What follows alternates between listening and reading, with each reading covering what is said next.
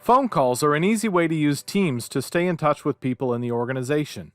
This tutorial will just cover the basics of making phone calls in Teams. Start by clicking on the Calls tab on the left side of the screen. People who are already in your contacts list in Teams will be available in the speed dial list. If the person you want to reach is not in that list, click the Make a Call button at the bottom of the Calls pane and type the name of the person you would like to call. Teams uses the same directory that is in Outlook to find people in the organization.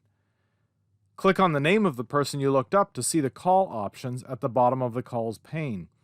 If you'd like to get multiple people on the same call, type another name and select it to add them to the list.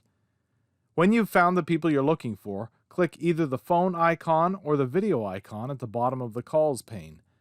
Not everyone has video, but if you choose that option, you can still make the call and they will be able to see you even if you can't see them. Using calls in Teams is a simple way to stay in touch and can be used from your computer or from a mobile device. Check out other videos in this series for information about additional features in Teams.